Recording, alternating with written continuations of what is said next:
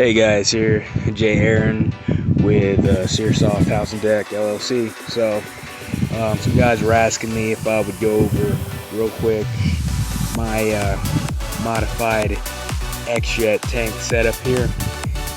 I love using the X-Jet just because, SEER stands for Simple, Effective, Aggressive, Realistic.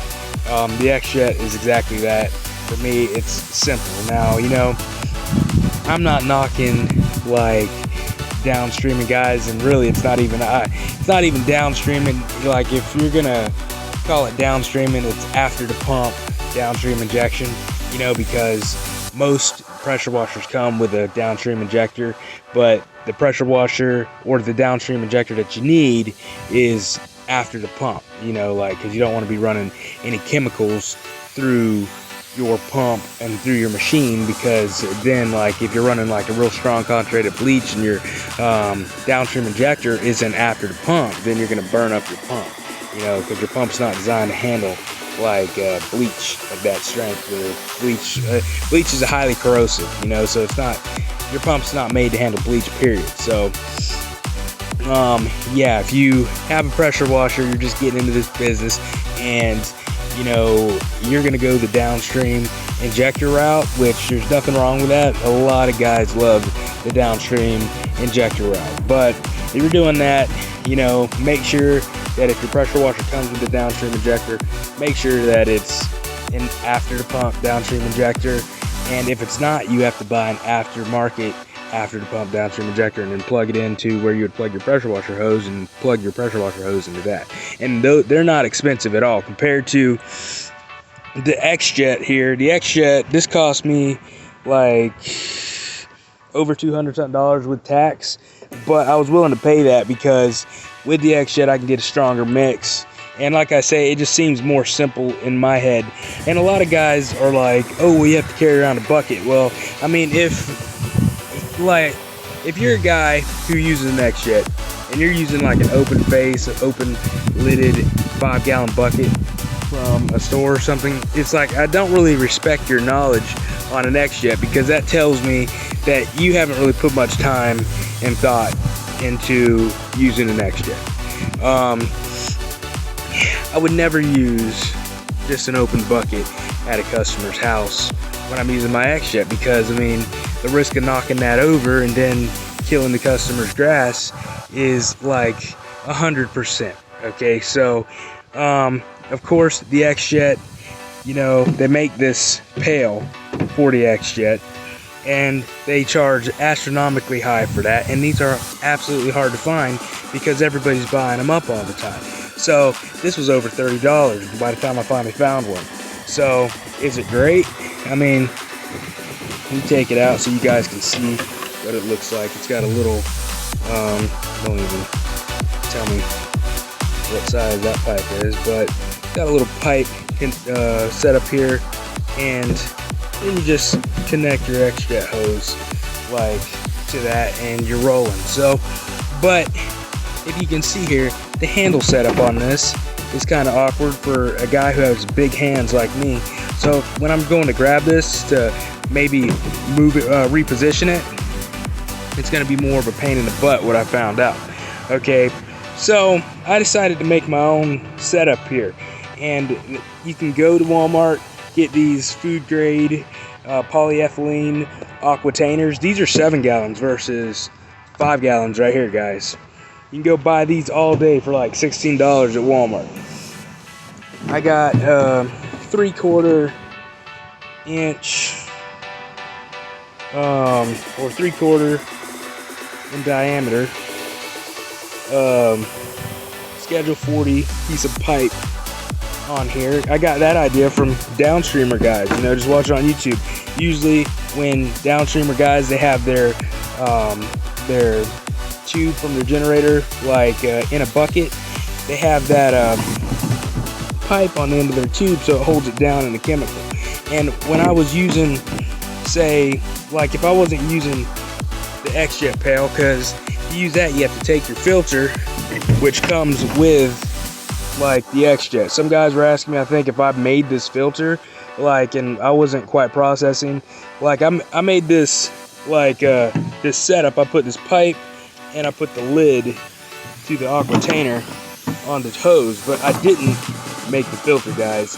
Your X-Jet comes with that, okay? All X-Jets, to my knowledge, come with that, and if your X-Jet didn't come with that, you bought your X-Jet from the wrong place. So, yeah, but that's how it comes to you in the mail, with that filter. And then you take that filter out, which is a pain in the butt, because you have to heat the hose and hope you don't damage anything, and then you have to put the hose on there. So and then your X-Jet's always connected to the pail unless you want to reheat the hose all the time and take it off and stuff like that. And I just didn't want to have to go through that headache right there, because it's just not necessary, and it's way more expensive to buy this. So yeah, I went and measured exactly how much pipe I needed for, I mean, see, that sits right down at the bottom right there. That pipe is going to hold that filter down at the bottom of this tank right here. And what I ran into when I was using the X-Jet, and you know, I just took the lid off and dropped the filter down in this pail for a little while, you know, and just said, oh, you know, I'll run it that way. What I ran into is the fact that when I would get like too far away from the bucket or the pail, they call this the X-Jet pail, but it's a tank or whatever. When I get too far away from the tank, I would be pulling the filter up, like, and I was pulling it up where it wasn't in the chemical anymore, so I wasn't pulling any chemical. So I was like, yeah, how am I going to remedy that? But, you know, research and homework is key, guys. You know, you got to stay on YouTube. You know, I'm doing a guy's course right now, like it's a great course. It's the Six Figure Pressure Washer Academy, I think. Great course, totally worth every penny that I spent on it, and I'm in the middle of doing it right now, because you can never have enough knowledge. But I mean, all these guys have YouTube channels. You know, I follow John V. You know, that's where like I post a lot of my my stuff in his group and everything. And I haven't done any like business with the guy or whatever, but you know, I follow his YouTube channel, and so far I'm sure that, you know, he's got a great like strategy and everything, and I would definitely recommend checking him out. I haven't done it personally yet, but I mean, I'm not ruling that out in the future. I probably will. But yeah, homework is key, guys. Always staying in the YouTube channels, the good ones, you know, and whatnot. And because I always keep my nose in the YouTube channel, I knew that these downstream injector guys use a pipe on their hose to keep their filter or the end of their hose in the chemical. So I just said, hey, that's what I'm gonna do on my setup right here. And then, you know, I took the instead of taking the filter hose off that has brass barbs on it, which is a little bit harder, I heated the hose up right here, took this hose off, put my pipe down like on it, and then put the Aquatainer lid also down here. So then, of course, now, I mean, this is good right here, but still, if this is knocked over, I mean, a lot of chemical is gonna get out, okay?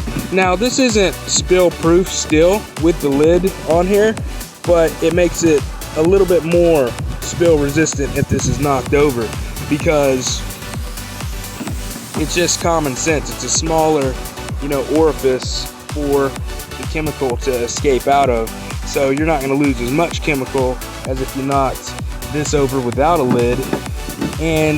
But even without a lid on this tank right here, you're definitely not going to lose as much chemical on the customer's property if you knock that 5-gallon bucket over there. It's like anybody who uses an X-Jet with a 5-gallon bucket and then complains about like X-Jets, oh, with the bucket and everything.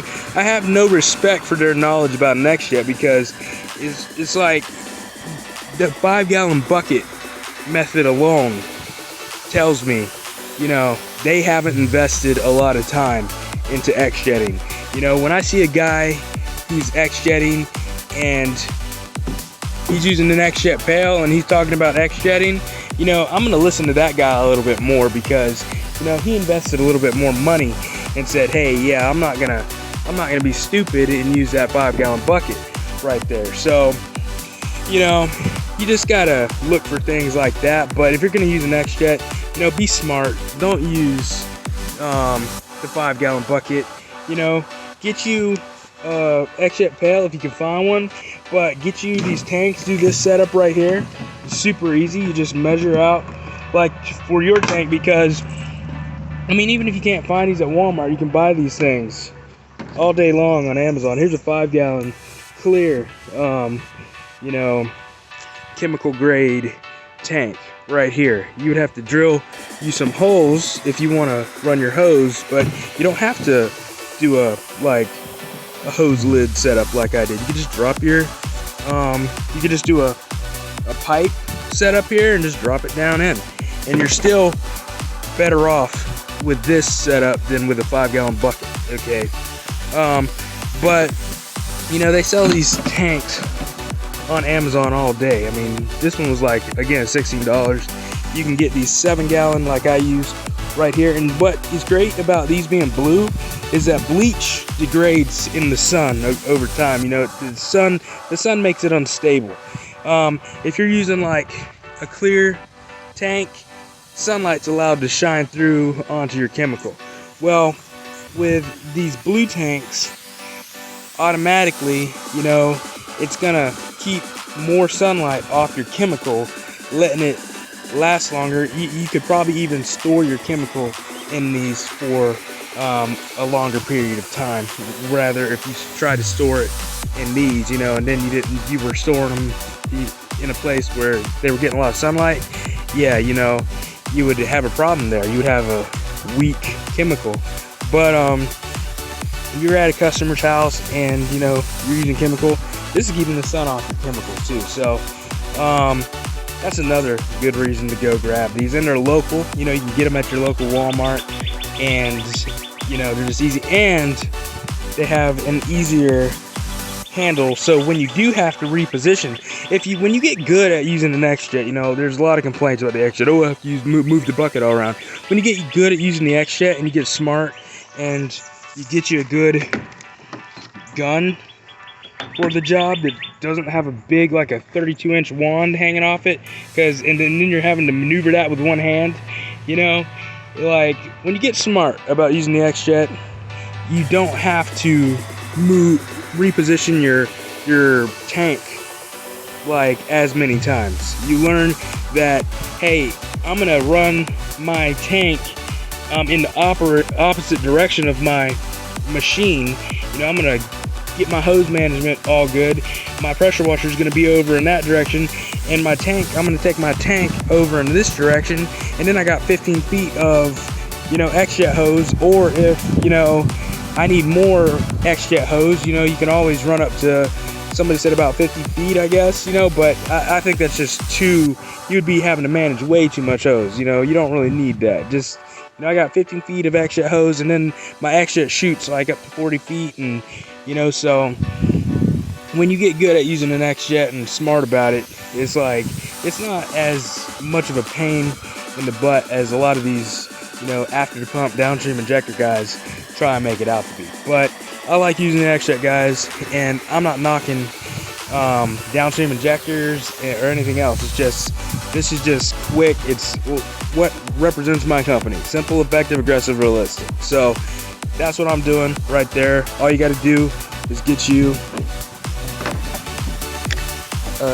for the Aquatainer, this measurement. You measure it out for whatever tank that you're going to use, but for this Aquatainer, 13 inches, and there that goes,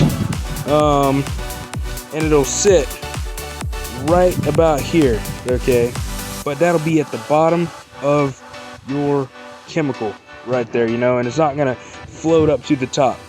And then you just screw, or you put your lid on the hose too, and then you put your hose back together at the switch there, and then you got to set up where you can go to a customer's house and feel rather secure that, you know, if this falls over, there's going to be minimal damage to the property, because, you know, you can probably get to it in time before it puts out a whole bunch of chemical on the ground that is like unrepairable. You know, like if this falls over, like it may put a little bit of like chemical on the ground, but I can hose that down real quick, and, you know, it's probably not going to do anything. that's noticeable. But like I say, you know, I've been rambling on, wrap the video up. That 5-gallon bucket over there, once it spills over, all of your chemical is gone, okay, onto the ground. Your customer's gonna be very unhappy because there's gonna be a big old dead spot on his nice, newly planted, fertilized, sprinklered, you know, St. Augustine grass. So, hey you guys, this is Jay Aaron with Searsoft House and Deck LLC. I hope this helped you out. You guys take it easy.